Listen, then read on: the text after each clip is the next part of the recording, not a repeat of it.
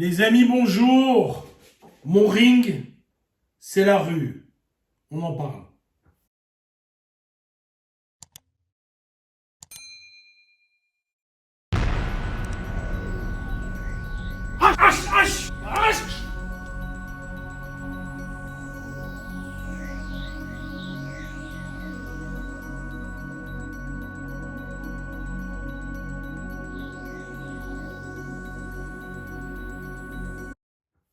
Voilà, vous vous souvenez tous de cette phrase dans un des Rocky, je pense que c'était Rocky 5, où à un moment, Stallone dit au gars qu'il a formé, ils veulent se battre, il dit voilà, on va pas se battre à l'intérieur, on va se battre à l'extérieur. Alors tout d'abord, je veux parler de ceci, et je voudrais faire aujourd'hui une petite capsule qui va comparer le ring et la rue, mais d'un angle pas encore visité ou pas encore vu. Je veux d'abord préciser ceci, c'est pas du tout la phrase de quelqu'un qui fait du Krav Maga. Ça ne se dit pas en Krav Maga. C'est-à-dire que si quelqu'un fait du Krav Maga et qui a l'opportunité, je vais essayer d'amener la personne sur le terrain où je suis le plus fort. Si je pense avoir dans l'endroit où je suis l'avantage du terrain, je vais travailler la personne là où je suis. Je ne vais pas attendre de sortir. Je vais le travailler directement. Si au contraire, pour une raison X ou Y, là ou là ou là, c'est mieux, alors je vais essayer de l'amener là-bas. Mais ce n'est pas du tout ce que je veux faire aujourd'hui et ce dont je veux parler. Je veux comparer réellement les deux systèmes, en fait, le ring et la rue. Et je vais le comparer avec quelques points et on va arriver à une conclusion qui est différente de ce que tout le monde dit, je pense, en général. La rue, tu n'as pas besoin de préparation. Tu ne dois pas te préparer à la rue. La rue, que ce soit physiquement, émotionnellement, tu ne dois pas te préparer. Il n'y a personne qui fait un camp de 2 mois avant de sortir pour aller faire ses courses chez Carrefour. Ça n'existe pas. D'accord ? Il n'y a personne qui, à un moment, mentalement, se fixe et se met des objectifs mentaux pour être fort, etc., pour ne pas avoir peur de la personne qu'on va rencontrer pour aller faire les courses. Ça n'existe pas. Alors que par contre, lorsque tu te bats, je dis un ring, mais ça peut être même une compétition de judo, tu connais la date. Tu sais que c'est à tel moment que tu devras te battre. Tu sais également que la personne que tu vas rencontrer à au moins ton niveau, sauf si tu es le super champion du monde, mais normalement, et que tu risques même de perdre. Donc tu as une préparation physique qui va être intense. Tu as une préparation mentale aussi, c'est-à-dire que dans la rue, tu n'as pas le temps d'avoir peur. Pour une raison X ou Y, je me fais agresser, le gars me prend le t-shirt, je vais travailler, c'est une fraction de seconde. Non. Là, l'ennemi ou la personne contre qui je vais me battre, je l'ai vu. Je l'ai vu s'entraîner. J'ai vu qu'il a des qualités, j'ai vu que sur certains points, il est plus fort que moi. Donc en termes de préparation mentale, c'est beaucoup plus difficile. Que ce soit la préparation physique ou mentale, le ring est beaucoup plus difficile que la rue. Premier point. Deuxième point, en termes de temps de combat, et les amis, ça a quand même une importance, vous voyez, ceux qui le regardent en tout cas, les vidéos de Greg MMA, qui a été un champion, qui se bat contre des gens qui sont ou qui étaient des champions, vous voyez que 2 rounds de 3 minutes ou de 5 minutes, c'est au niveau cardio, c'est terrible, quoi. C'est vraiment terrible. Si en kickboxing ou en Muay Thai, on travaille des rounds de 3 minutes et on travaille de 3 rounds, c'est parce que c'est ultra crevant. Dans la rue, on va travailler 30 secondes, 1 minute, 1 minute 30. Et si tu as un petit talent, normalement,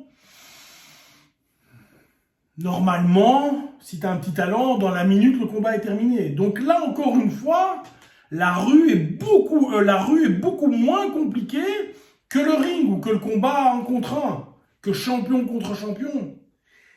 La difficulté maintenant du combat, ben, il n'y a pas de secret, les amis. Si vous regardez, dans ma vie, j'ai dû avoir une trentaine de réelles confrontations physiques. j'ai 3 ou 4 personnes qui savaient vraiment se battre, qui étaient des combattants. 3 ou 4. Quand je parle de confrontation physique, je veux dire dans la rue, pas en championnat ou que sais-je. Évidemment, il y avait sans doute une dizaine de personnes qui savaient ou qui avaient pratiqué dans leur vie, mais je veux dire, il y en avait peut-être 10% des gens qui étaient des combattants. La majorité des gens que nous fréquentons dans nos vies ne savent pas se battre. Si toi qui me regardes, tu as fait 3, 4, 5 ans, peu importe le sport de combat que tu as fait, tu es évidemment beaucoup mieux armé que la personne lambda si tu vas dans un combat. Donc en termes de difficulté de combat, là encore, le ring va être beaucoup plus compliqué. Beaucoup plus compliqué que la rue. Maintenant, il reste 2 points que je voudrais voir avec vous, ce sont les dangers. Alors, c'est là où en fait il y a une différence entre le ring et la rue, c'est que dans la rue, le danger peut être finalement, tu as reçu une grosse claque et le combat est fini. Ou il saute à pieds joints sur ta tête. C'est-à-dire que là, le curseur va vraiment de 0 à l'infini. C'est-à-dire que tu peux t'en sortir avec quasiment rien, comme tu peux mourir. Dans un combat, dans un ring ou que sais-je, même si, à force de ramasser des coups, etc., ben, c'est pas agréable, le danger est mesuré. Et c'est vraiment, pour moi, le seul point où la difficulté, où le ring, il y a une notion d'incertitude que tu as dans la rue, que tu n'as pas dans le ring.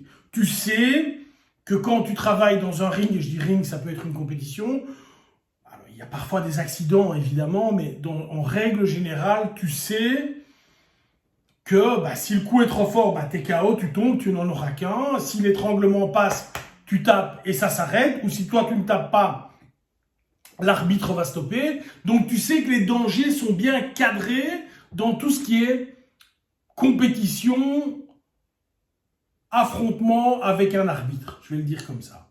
Ce qui n'est pas du tout le cas dans la rue. Et donc, ça, c'est la différence. C'est-à-dire que là, les dangers sont pas mesurables, en fait, dans la rue. Et ça, c'est là où il y a un point d'interrogation. Et enfin, il y a les suites du combat. Encore une fois, qui vont découler de ce que je viens de dire. Si tu as reçu une grosse claque, les suites, elles sont surtout psychologiques.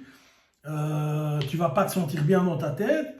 Mais les gars, ceux qui ont fait des combats en ring, parfois qui se font cartonner, ils mettent des semaines, voire des mois. Je me souviens de l'UFC, je ne sais plus combien, des premiers où Gary Goodridge, je pense que c'est lui, est confronté à Orlando Wild. Et il lui met toute une série de coups de coude. Le mec, il a mis 6 mois, voire 1 an pour revenir. Donc là aussi, la suite, la récupération a été très compliquée. Donc, malgré le fait que je fasse, que ma spécialité, ce soit la self-défense, je ne veux pas que l'on occulte la difficulté qui est plus grande dans le ring que la rue. À mon sens, parfois il y a des gens, oui mais le ring c'est pas la rue. Mais non, le ring c'est pas la rue. Le ring c'est plus compliqué que la rue. C'est ce que je pense vraiment.